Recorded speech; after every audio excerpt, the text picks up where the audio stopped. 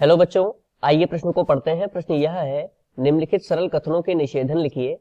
और एक कथन दिया गया है, किसी वृत्त का क्षेत्रफल वृत्त की परिधि के समान होता है।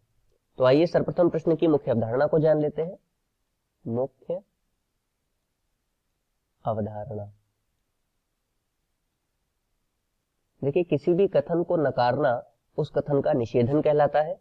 यदि हम दिए गए कथन को P से प्रदर्शित करें तो इसका निषेधन लिखेंगे P नहीं के रूप में। और इसको लिखने के तीन तरीके हैं। पहला तरीका यह है कि हम लिखें कथन और उसके आगे लिख दें नहीं है, ठीक है।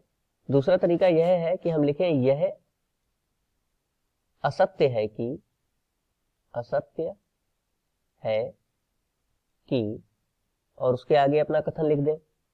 तीसरा तरीका यह है कि हम लिखें यह वस्तु स्थिति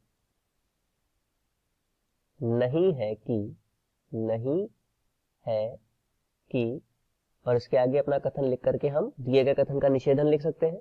तो आइए इस मुख्य अवधारणा के आधार पर प्रश्न को हल करते हैं। स्थिति। देखिए, यहां पर हमने दिए गए कथन को P से प्रदर्शित किया है, तो इसका निषेधन लिखेंगे P नहीं।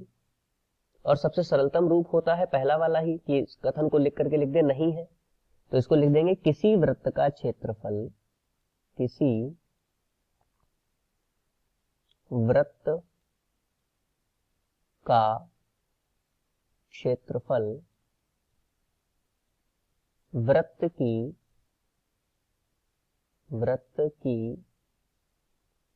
परिधि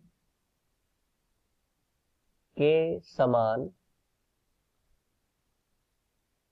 नहीं होता है, नहीं होता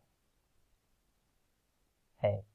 तो ये दिए गए प्रश्न में जो हमें कथन दिया गया था उसका निषेधन हो जाएगा।